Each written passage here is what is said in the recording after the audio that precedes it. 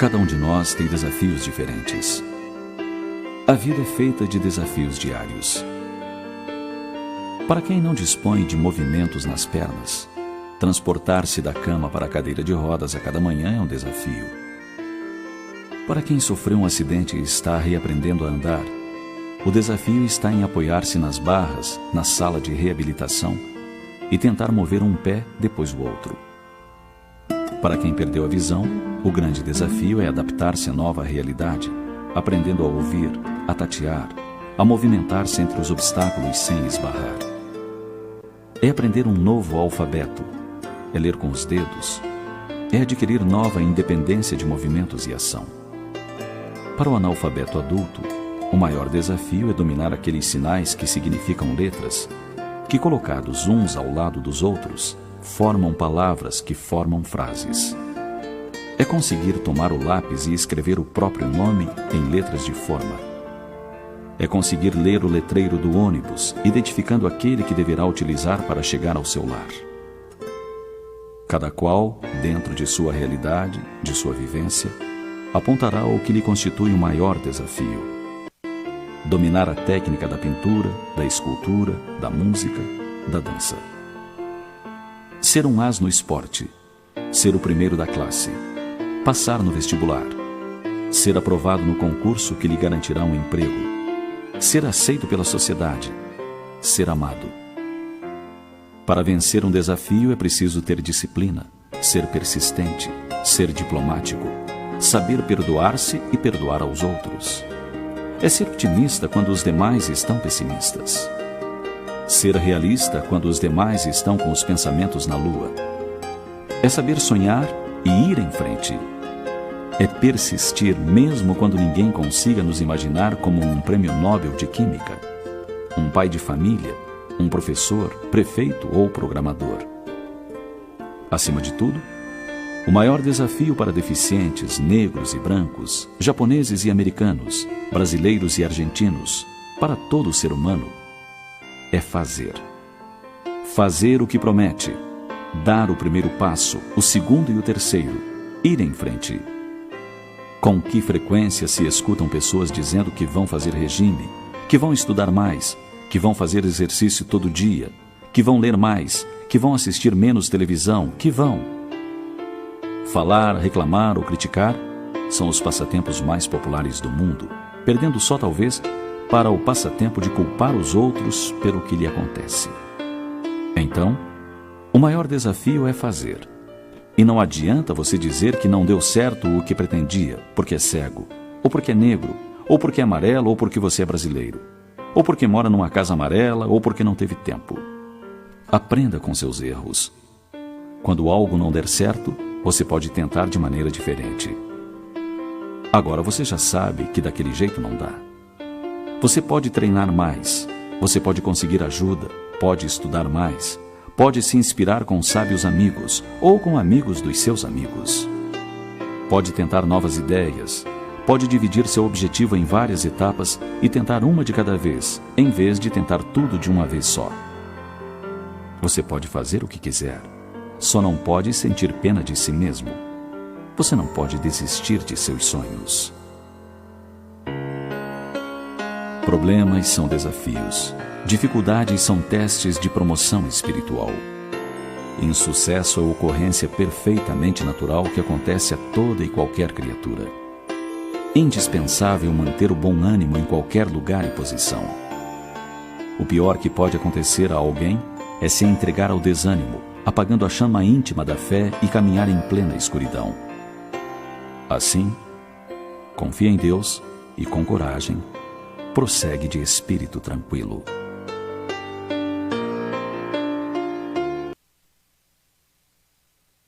Cidade.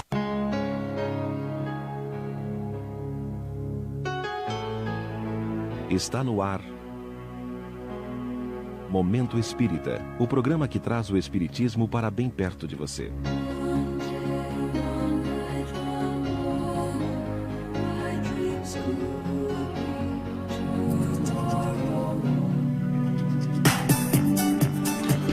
Bom dia, ouvintes da Rádio Cidade, bom dia, Flávio, bom dia a todos. Estamos em mais um programa, Momento Espírita, né? Conhecendo Kardec e as suas obras, né? E o Espiritismo. E hoje nós trouxemos uma mensagem sobre desafios. E aí vamos entender, à luz do Espiritismo, como a gente pode enfrentar as dificuldades, as vicissitudes, como a gente chama quando a gente encontra na vida. Esse texto da mensagem inicial, que é uma redação do Momento Espírita, foi a partir de uma carta assinada por Fernando Botelho, endereçado a um cego, de nome Juliano, residente em Curitiba. Está numa das obras do Divaldo Pereira Franco, Convites da Vida. É uma psicografia. Então serve para a gente refletir no nosso dia a dia de como a gente enfrenta os nossos desafios. Ontem, e as coisas com a gente, Flávio, a gente tem um entendimento que acontecem de forma inspirada, né? A gente é inspirado por ações e próprias inspirações do mundo espiritual. E ontem um amigo mandou um texto muito interessante, muito bom, sobre funcionamento de casa espírita, né?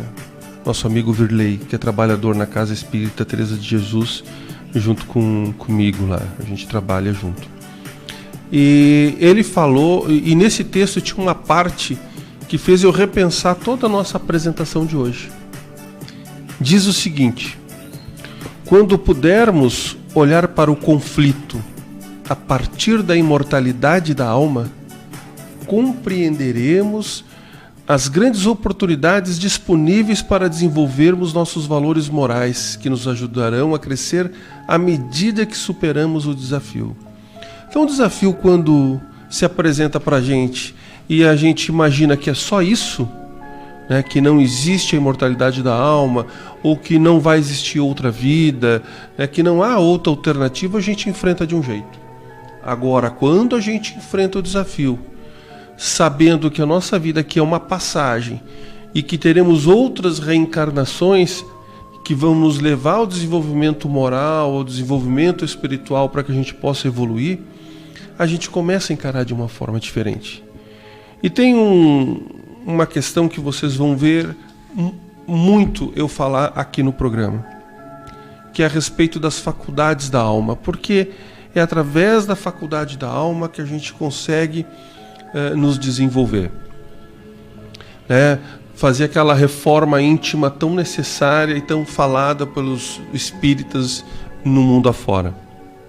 As faculdades da alma são 3, que é a vontade, a razão e a imaginação. No programa passado ainda a gente deu o exemplo do diabético, né? Que tem desejo de comer um doce, mas sabe que faz mal para a saúde. Então, quando ele começa a exercer a sua vontade, mesmo que tenha desejo, porque desejo é do corpo físico e a vontade é da alma,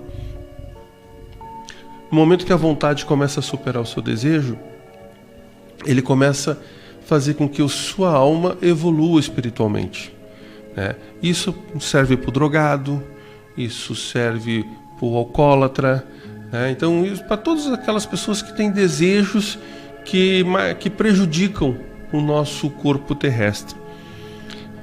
E tem uma outra faculdade da alma, que é a razão, né? Que nos leva no momento que a gente começa a adquirir a razão nos eleva o senso moral. E tem a terceira, que é a imaginação. A imaginação nos leva à criatividade.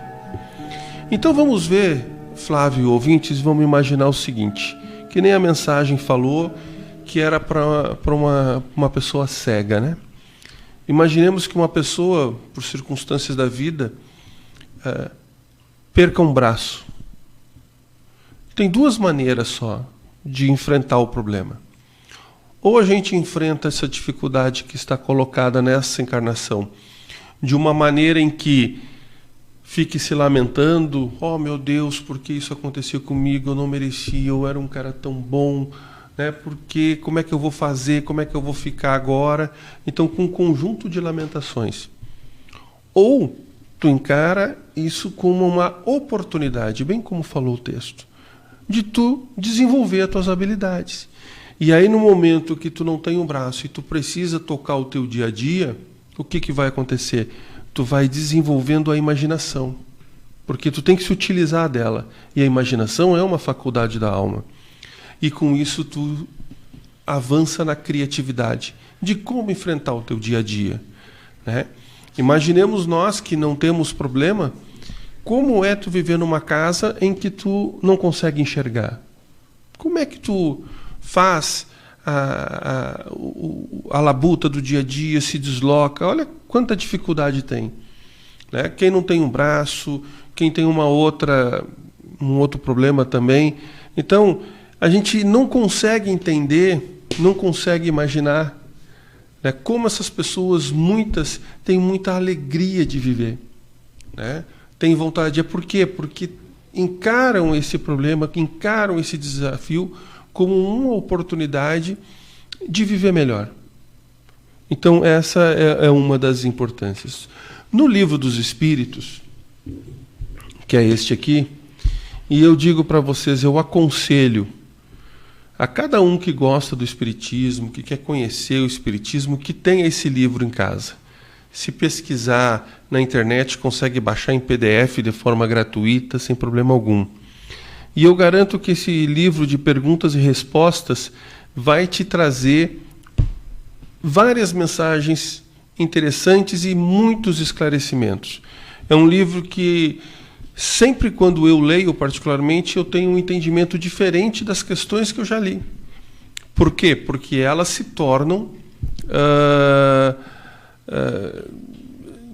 melhores, assim, ou são mais necessárias no momento em que a gente vai se aprimorando e evoluindo. E uma questão que traz, Flávio, sobre a questão da imortalidade da alma, porque é isso, né? Nós entendemos no Espiritismo a capacidade de reencarnação. Diferente de outras religiões, em que nós fomos criados perfeitos, né? E pecamos e caímos à terra, no entendimento espírita, nós fomos criados simples e ignorantes e vamos evoluindo no decorrer das existências. Então, cada reencarnação é um processo em que a gente pode aprender e desenvolver habilidades que serão necessárias para a nossa evolução. E aí, no Livro dos Espíritos, tem um capítulo 2 que fala da encarnação dos espíritos, e no objetivo da encarnação tem uma pergunta, 132, Flávio. E lembrando que esse livro foi um livro que Kardec escreveu, onde ele enviou essas perguntas para vários pontos da Europa e da América, né? Para vários médiuns, e esses médiuns responderam a Kardec. E as perguntas vieram praticamente com as mesmas respostas. E essas perguntas, então, se entendeu que era uma resposta do conjunto da espiritualidade, então Kardec escreveu esse livro, né, com perguntas e respostas. Então Kardec pergunta aos espíritos: qual o objetivo da encarnação dos espíritos? Aí a espiritualidade responde a Kardec: Deus lhe impõe a encarnação com o fim de fazê-los chegar à perfeição. Para uns é expiação, para outros missão. Mas para alcançarem essa perfeição, têm que sofrer todas as vicissitudes da existência corporal. Isso quer dizer o quê? Enfrentar as dificuldades que estão colocadas à nossa frente. Visa ainda um outro fim a encarnação: ou depor o espírito em condições de suportar parte que lhe toca na obra da criação. Para executá-la é que em cada mundo toma o espírito um instrumento de harmonia com a matéria essencial desse mundo, a fim de aí cumprir daquele ponto de vista as ordens de Deus. Mas como desse mundo? Como daquele mundo? Né? Então, para o Espiritismo, existem vidas em vários planetas, né? Todo esse universo que foi criado por Deus, ele tem uma serventia, né? Ele tem uma morada, tem aquela velha história, né? Há várias moradas na casa do meu pai. Então esse é o entendimento espírita. E os mundos ao qual nós entendemos e conhecemos são classificados em 5, que são os mundos primitivos, de expiação e provas, o de regeneração, os ditosos ou felizes e os celestes ou divinos. Então, nessa classificação dos mundos, os mundos primitivos, prevalece o instinto e a lei do mais forte. Seria o tempo das cavernas, Flávio, né? E ouvintes. Eu tenho um amigo, Satiro, que ele dá um seguinte exemplo. No tempo das cavernas, no tempo do Uga Uga, né? Então era marcado pela força e pela territorialidade. Então ele conta uma historinha que é o seguinte: numa determinada encarnação, o vizinho da caverna ao lado entrou na caverna do outro vizinho, o vizinho se sentiu ameaçado e matou o Uga Uga que foi lá e entrou. 10 encarnações ele tentava chegar na caverna e o dono da caverna sempre matava o outro Uga Uga. Aí um dia, esse vizinho disse assim: "Tchê, eu vou te matar de novo, tu não está cansado de entrar aqui?" Né? E isso acontecer, e aí ele dá a oportunidade de o outro responder: "Não, eu só vim buscar uma xícara de açúcar porque eu não tenho." Então isso é uma metáfora querendo dizer o seguinte, que depois que ele sabe que nem toda entrada na sua caverna é algo que que é invasão do seu território, que pode ser uma relação de solidariedade, os espíritos começam a evoluir. Então, nos mundos primitivos, né, é a lei do mais forte. Hoje, Flávio, nós vivemos no segundo mundo. Né? A Terra é um planeta de expiações e provas, onde o mal se sobrepõe ao bem. A nossa evolução ainda faz com que as nossas fraquezas, né, as nossas dificuldades, não permitam que a gente consiga viver, por exemplo, bem em nossas relações em sociedade. Então, nós temos essa dificuldade. E o terceiro mundo é o mundo de regeneração, onde o bem prevalece sobre o mal. Então, quem acompanha o Espiritismo consegue entender que o porquê, com isso aqui, o porquê que nós estamos num mundo em transição. Nosso planeta Terra está se transformando de expiação e provas para o mundo de regeneração. Então, espíritos que não estão conseguindo passar por esse planeta, nesse momento, e atingir a determinada evolução, as suas próximas encarnações serão em mundos primitivos. Como estão vindo uma nova safra de espíritos a serem reencarnados aqui na Terra. E esses novos espíritos vêm do terceiro planeta, de um planeta de regeneração. Né? Então, como eles não conseguiram vencer as barreiras impostas naquele planeta, naquele mundo de evolução, eles caem a um mundo interior. Então, nós temos um exemplo muito claro que aconteceu já no nosso planeta, que foi na época dos egípcios, né? Que foram os exilados de Capela, que eram espíritos que viviam num planeta, e começaram a vir para cá, começaram a encarnar. E aí nós começamos a desenvolver mais a nossa tecnologia, o nosso conhecimento, vieram as irrigações, porque são espíritos que, mesmo não atingindo no seu planeta aquela capacidade necessária, ao virem para cá, têm um conhecimento muito profundo. E aí ajudam na evolução. Então, hoje nós vivemos com a área da tecnologia, celular, internet. Imagina uma pessoa, um espírito que não conseguiu desenvolver na sua condição moral a capacidade de permanecer nesse mundo de regeneração que ora chega, e ele voltando para o mundo primitivo. O seu espírito leva um conjunto de conhecimentos que vai ajudar no desenvolvimento deste outro planeta. Então, nós entendemos a evolução dos espíritos muito como um propósito divino, né? Como um propósito de Deus para a gente. Né?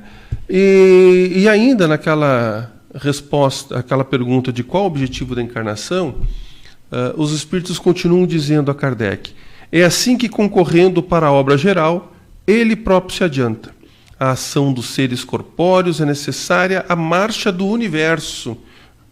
Deus, porém, na sua sabedoria, quis nessa mesma ação que eles encontrassem um meio para progredir e se aproximar dele. Deste modo, por uma admirável lei da providência, tudo se encadeia, tudo é solidário na natureza. Então, são alguns entendimentos que a gente tem, e aí vamos vendo no decorrer se as pessoas têm algumas perguntas, né, que a gente possa ir respondendo. Temos interatividade no programa. Márcio Gilmar Bierhaus mandando bom dia, está na escuta. Geni Radins também acompanhando a programação. Angelita Vicente nos ouve. Maria Elizabeth Mendes Machado está nos ouvindo em Caçapava do Sul. Está mandando um grande abraço. A Rose Rocha de Oliveira também está acompanhando o nosso programa. Temos a participação da professora Marley Nunes Colovini, a Suzana Kunst, a Fernanda Kaufmann, a Nath Macedo também está ouvindo o programa. Ida Oliveira, Vera Lúcia, Adão Eledar de Souza. Participação também aqui do José Vargas, a Celdina Neujaro Gerson Luiz dos Santos, o Tárcio e a Joyce, o pessoal da loja sapato.com. Éder Almeida, Jacira Garcia, Araci Medeiros. Participação de André Verlicunde, Cleiton Souza, Lindy Araújo. Estas as pessoas que estão interagindo aqui com o seu programa. Não, perfeito. Então, Flávio, uma outra questão que o Livro dos Espíritos nos traz, que eu acho que é muito interessante para ver a diferenciação da vida de cada um aqui na Terra, né? Da encarnação. Na questão 133 ele coloca: tem necessidade de encarnação os espíritos que desde o princípio seguiram o caminho do bem? Toda a resposta dos espíritos a Kardec: todos são criados simples e ignorantes e se instruem nas lutas e tribulações da vida corporal. Deus, que é justo, não podia fazer felizes sem fadigas e trabalhos, né? Consequentemente, sem mérito. Então, o que diferencia? Aqueles que têm uma melhor capacidade de absorver e de viver melhor e de evoluir, ele passa mais rápido, ele evolui mais rápido. Então, é nesse sentido, então, que a gente coloca a reencarnação como um dos principais preceitos da doutrina espírita, né? E que favorece e melhora a nossa evolução. Vocês vão ver que o espiritismo, como falei no programa anterior, é uma ciência, porque trabalha a comunicação do mundo ao qual nós vivemos com o mundo espiritual, né? E uma filosofia, porque trabalha a nossa questão moral. Alguns também entendem como religião, né? Mas Kardec, desde do início, nos coloca como uma ciência e uma filosofia. Por fim, Flávio, nosso programa hoje, eu quero dizer que na próxima semana nós estaremos recebendo o amigo Regis Fernando dos Santos. Ele é neto de um dos fundadores da Casa Espírita Teresa de Jesus.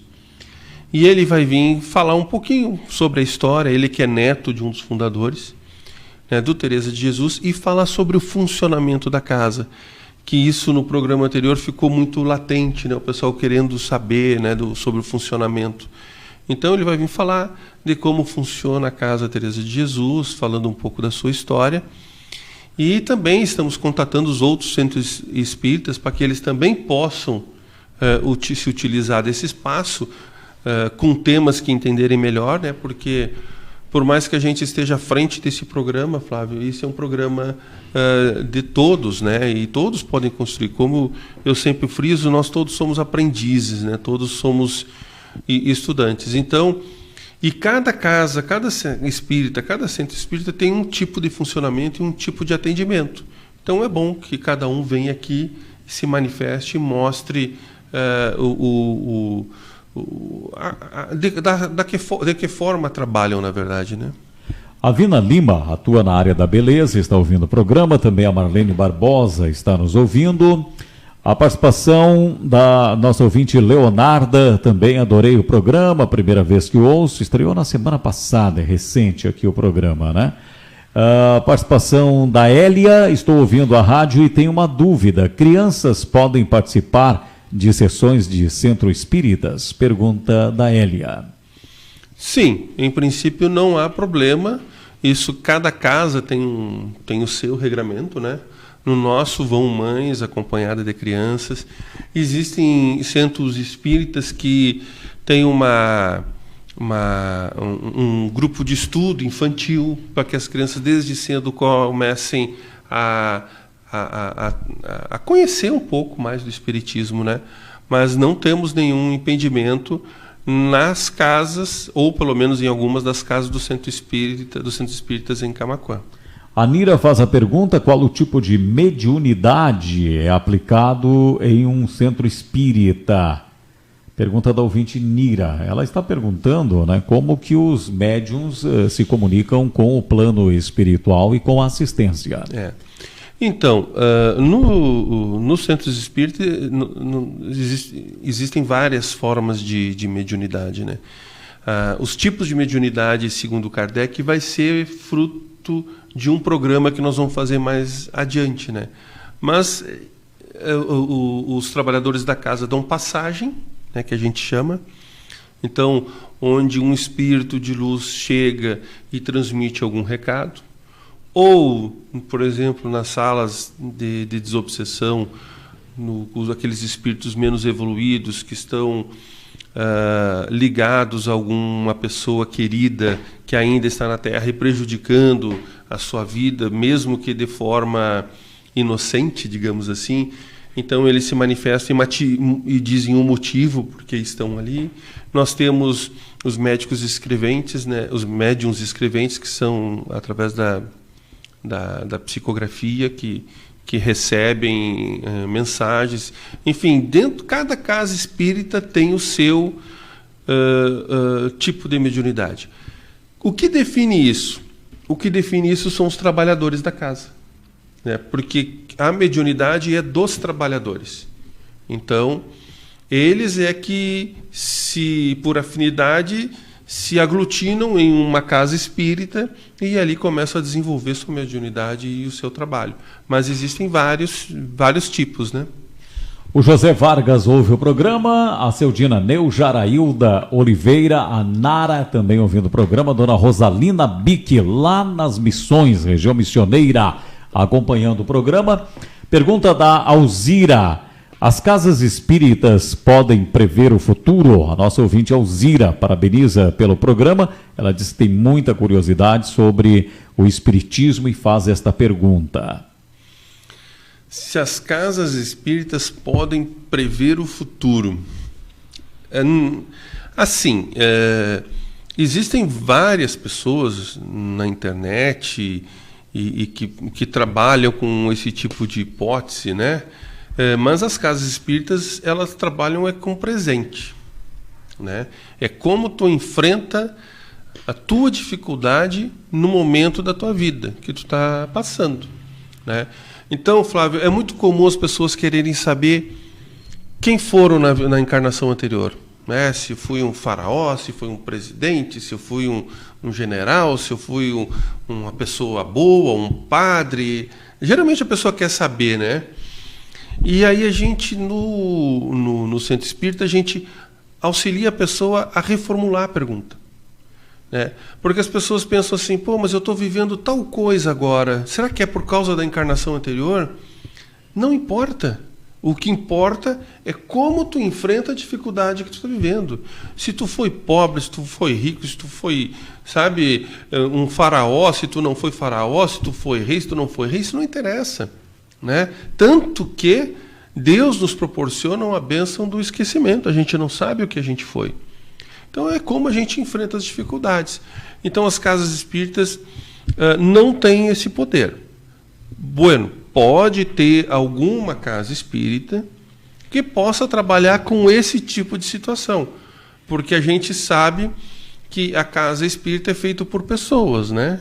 E pessoas às vezes podem se perder na sua jornada, no seu caminho, mas em tese, assim, casa espírita não trabalha com prevendo o futuro. Chegam 2 perguntas aqui pelo WhatsApp da Rádio Cidade. Quem quiser utilizar é o 996984804. A Eliane Farias Prozex está mandando bom dia. A Fernanda Kaufmann também mandando um bom dia. E a Alzira está ouvindo aqui. A Alzira nós já respondemos, né? Agora o Alexandre está perguntando tipo de comunicação que o médium utiliza para a psicografia. E a Ângela pede uma explicação. Quando ela passa em determinados lugares, ela tem a sensação de que já conhece aquele lugar, embora nunca tenha visitado, pelo menos na vida terrena, na vida atual, o local que ela imagina já ter conhecido, e ela pergunta se tem uma explicação aqui no programa, no nosso meio espírita, para esta indagação. Então a pergunta do Alexandre, tipo de comunicação utilizado para psicografia, ou seja, as cartas escritas, né? E a Ângela com esta pergunta recente, Eduardo. Nós podemos dizer que para os médiuns escreventes são 3 os tipos de comunicação, né? Que são os intuitivos, que recebe através da intuição espiritual dos nossos amigos que estão à volta a mensagem e o médium escreve. Ela pode ser semimecânica, que é quando o médium meio que fica em transe ou fica em que seu corpo é utilizado pelo espírito para escrever, mas ele também continua consciente. E também os médiums mecânicos, né? Então, o nosso principal exemplo de médium mecânico no Brasil é Chico Xavier, onde o espírito, né, assume o controle da mão e vai escrevendo. E aí por isso que vem as diversas formas de assinatura e de escritas. Chico Xavier foi feito um estudo porque ele psicografou muitas obras de grandes autores que desencarnaram. E nesse estudo foi colocado, foi um estudo científico de se não me engano foi de uma universidade, posso até trazer certinho mais adiante, o tipo literário, né? Uhum. E o tipo literário era conforme o autor que assinava. E é difícil uma pessoa, por si, conseguir assimilar todos os tipos literários existentes na literatura. A outra pergunta é... o tipo de comunicação utilizado, né? Isso passa por lugares que... sim, essa é a pergunta da ouvinte Ângela, né? Passa por lugares que ela já teve a impressão de que visitou aquele local antes ou que conhece aquele local. Olha, podem haver várias explicações, mas eu desde já aconselho a essa ouvinte, na medida do possível, procurar uma casa espírita, né, porque ela pode ter uma mediunidade se aflorando e ela não se dá conta, né? Então, são as explicações, e uma delas pode ser a questão de... Me fugiu a expressão agora, recém estava na mente, do desdobramento, né? Onde o espírito, em determinados momentos, quando a gente dorme, ele sai do corpo e começa a vagar, a passear, né? E começa a conhecer os lugares, né? E aí, nesse sentido, quando retorna ao corpo, ela tem essa vaga lembrança. Uhum. Então, essa pode ser uma das explicações. E aí entramos num outro tema interessante, Flávio. As pessoas ficam curiosas, assim, para onde é que a gente vai depois que morre? Né? A gente vai para o mesmo lugar onde vamos todas as noites quando dormimos. Então, os espíritos, eles se reúnem por afinidade, por sintonia, e quando a gente dorme, o nosso espírito ele fica solto do nosso corpo, né? Fica preso só por um fiozinho, e ele vai viver a sua vida espiritual. E aí ele vai se relacionar com as pessoas que ele gosta. Por exemplo, se ele gosta de música, ele vai viver com músico, né? Se ele gosta de engenharia, ele vai viver conviver com engenheiros. Enfim, cada um vai ver, sendo questões positivas ou negativas, né? A Jussara Barbosa mandando bom dia. A Nair, ela diz que ela pergunta, na verdade é uma pergunta, não sei se é o caso dela. Ver vultos, ouvir vozes, o que isso significa? É uma espécie de mediunidade ou você está frequentando algum local mal assombrado? E nessa mesma linha de raciocínio, o Fernando, ele pede uma explicação sobre assombrações. Existem assombrações de verdade? E a Nair também está perguntando, Eduardo, se no desencarne, quando a pessoa acaba morrendo, o espírito imediatamente sobe para uma outra dimensão, ou ele fica por alguns instantes ou até por horas sem entender a situação? Duas perguntas da Nair e uma do Fernando. Então, sobre a questão da assombração, como é que eu posso ser claro assim? Na verdade, não existe assombração. Existem espíritos que não são evoluídos o suficiente, né, e que gostam de ficar zombando. Seriam digamos os espíritos assim. zombeteiros? Que se chamam os espíritos zombeteiros, exatamente. Né? Mas, muitas vezes as coisas não dão certo para a gente porque o nosso amiguinho não sabe. Nosso amiguinho, quando eu falo, é o espírito que anda junto com a gente, que está nos fazendo mal.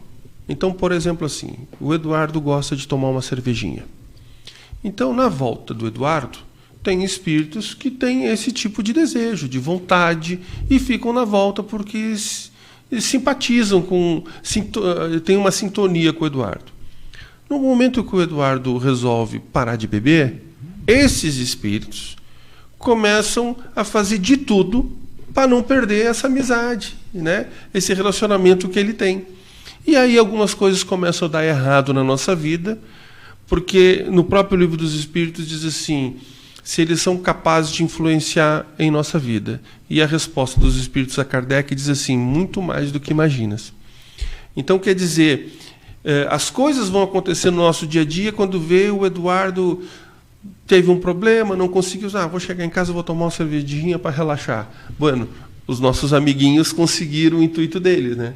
Mas no momento em que eu consigo fazer com que a minha vontade supere o meu desejo, aquilo que eu conversei antes, eu começo a me relacionar com outro tipo de espíritos mais evoluídos. E aí a gente vai se solidificando numa relação onde a gente cresce mais espiritualmente.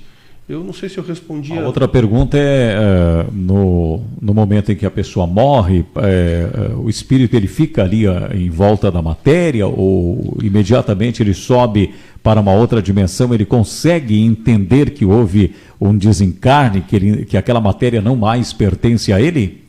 Isso, mais uma vez, depende da evolução espiritual e do conhecimento do espírito e a forma como foi o desencarne. Então, os desencarnes abruptos, né? Aqueles repentinos que não se espera, acidente, homicídio, né? O espírito fica um tanto perturbado, sem saber o que aconteceu. Mas logo o seu anjo da guarda, o seu espírito protetor se aproxima, né? Para auxiliá-lo nessa passagem, né? Dos mundos. E aí depende da aceitação do espírito, e aí vem do grau de evolução. Se a pessoa já vem num processo de doença, né, em que vai se preparando aos poucos, o desencarne desse espírito do corpo é bem mais tranquilo, é bem mais fácil, porque a alma já vai se preparando. Né? Então, isso tudo depende da evolução, da forma do desencarne e de como está a vida daquela pessoa. Então, se tu pega uma pessoa que é muito ligado às coisas materiais, o dinheiro, a riqueza, sabe, a beleza, a droga, a bebida, a promiscuidade, esses espíritos têm mais dificuldade de acompanhar o seu espírito protetor e muitas vezes ficam vagando entre nós, né? Porque na verdade é isso. Nós não enxergamos a maioria das pessoas, mas existe um mundo espiritual à nossa volta, onde aqui, por exemplo, só para dizer não estou vendo, né? Mas existe um conjunto de espíritos nos acompanhando, nos intuindo, e sempre que tem uma mensagem espírita, tem espíritos também aprendendo. Então, quando a gente vai na casa espírita, além dos encarnados que vão ali, que são instruídos, também os espíritos que necessitam, assistem. Aquela palestra, aquela abordagem.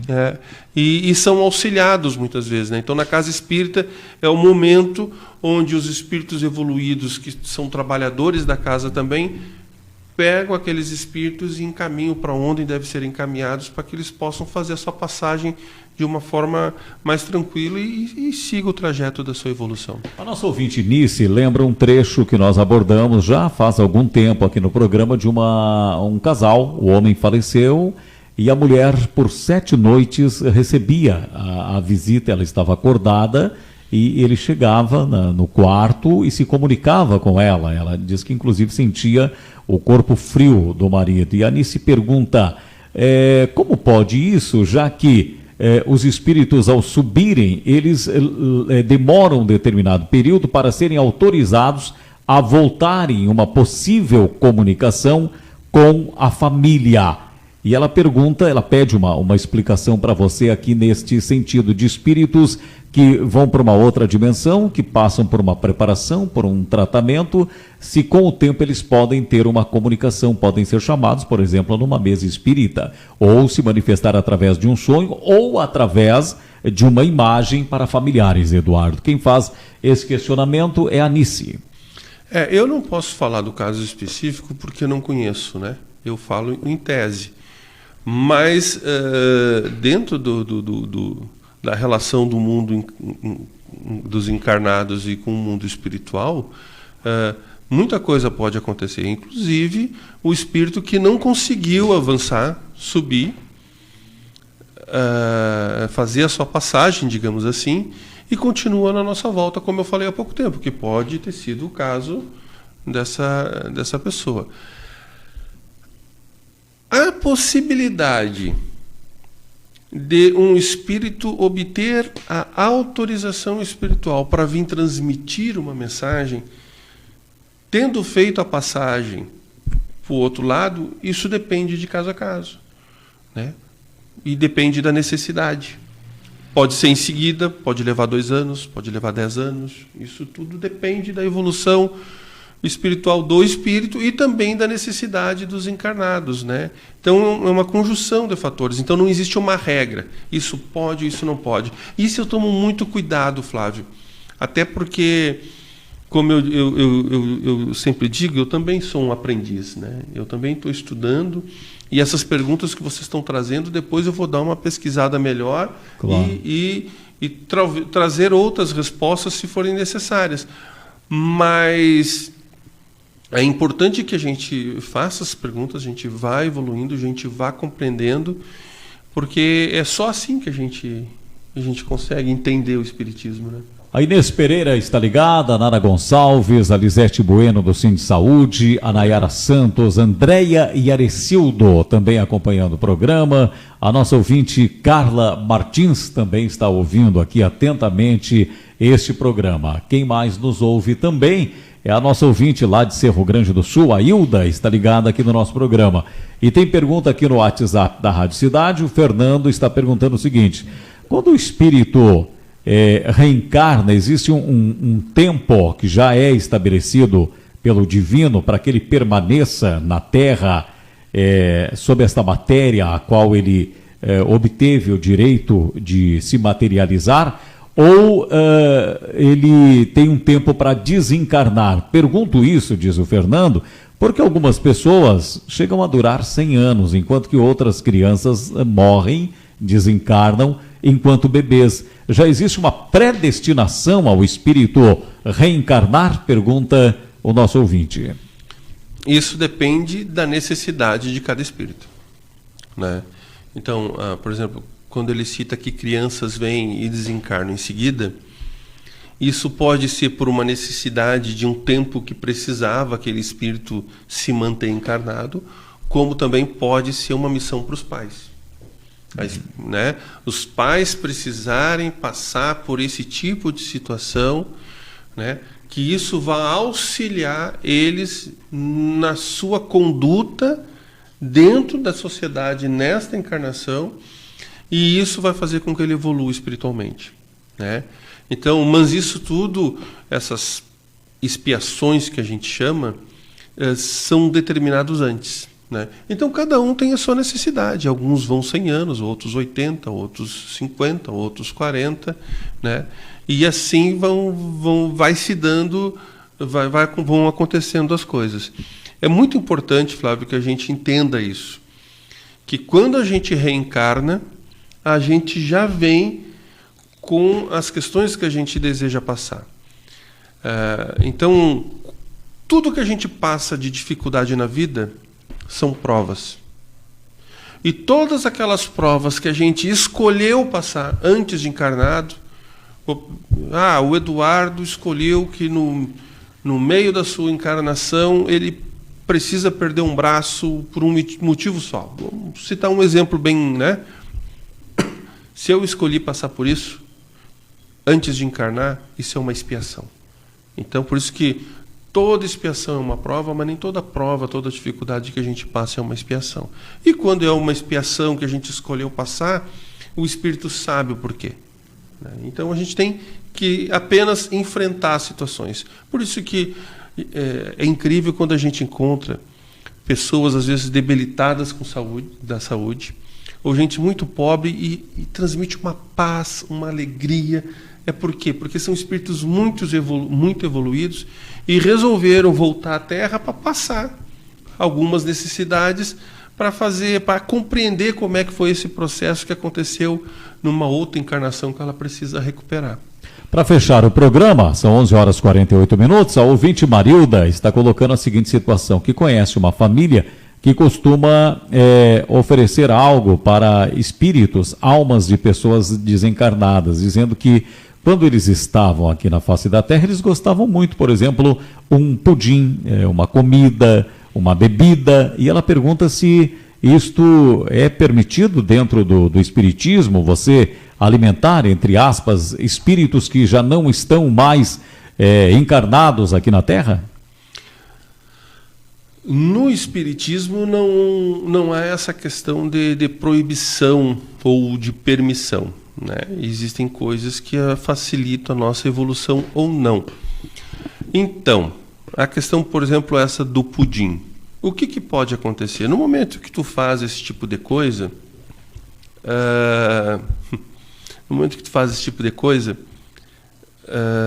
tu pode estar prendendo um espírito à Terra que ele precisa evoluir. O que importa é o sentimento, Flávio. Eu costumo dizer que a gente tem que aprender a chorar a saudade. Então, se tu faz algo, fica chorando, por que ele foi? Tá aqui meu filho, né, o pudim que tu sempre gostava. Se tu tem essa mágoa, se tu tem essa angústia, se tu tem isso, não está sendo positivo para ti e nem para o espírito. Isso está fazendo com que ele não siga o caminho dele. Agora, se tu chora a partida de alguém com a saudade, poxa, meu filho era tão querido, tão bom, agora está no outro caminho. Vou fazer um pudim que ele sempre gostava para a gente comer no domingo, né? E aí a família está reunida, você se lembra que o fulano gostava disso? Sabe, ser um momento bom, agradável, isso ajuda o espírito. Agora, se for pesado, isso não é bom. Oferecer algo, né, para alguém que já não está mais aqui na face da Terra, por exemplo, que aquele espírito, aquela pessoa gostava, né, me parece que deve ser melhor avaliado, né? O Eduardo diz, aquela coisa pesada, aquela coisa de um sentimento, assim, como se tu estivesse te redimindo de alguma coisa, enfim. Agora, se for uma comemoração e relembrar de uma forma alegre, é válido então, né? Antônia Terezinha da Silveira, também ouvindo aqui a programação da Rádio Cidade. Aqui no WhatsApp vamos ver se temos mais perguntas. O Jonathan está participando aqui com a gente, está nos ouvindo. A Jaimira está ouvindo a gente no interior de Pelotas. Um abraço ao vereador Hélio Langas, aí na Chuvisca. As pessoas que estão participando aqui do nosso programa. Estas são as participações de hoje, Eduardo. Então, agradeço, né, as perguntas, as participações, a oportunidade do Flávio e da Rádio Cidade em a gente poder trazer um pouco mais da mensagem espírita, da compreensão, do entendimento. Te digo que é muito desafiador, Flávio, a gente receber perguntas, né? Porque Tu nunca sabe o que vem do outro lado, né? Não, e qual a intenção, e a gente Exato. está vendo que as intenções são boas, a gente está tentando encaminhar a responder com um pouco do conhecimento que a gente tem, e a gente espera que as pessoas se sintam contempladas com as respostas. Caso não se sintam, caso tenham algum questionamento que queiram fazer, pode mandar para o WhatsApp da rádio, né? Da rádio, isso. Né? Que o Flávio me encaminha. E lembrando que na próxima segunda-feira, então, o nosso amigo Regis Fernando Santos vai contar um pouquinho da história do Teresa de Jesus, e aí nós vamos fazer um bate-papo legal de como do funcionamento da Casa Espírita ao qual a gente trabalha. Tá bom? Um abraço, muito obrigado, fiquem com Deus. Bom dia,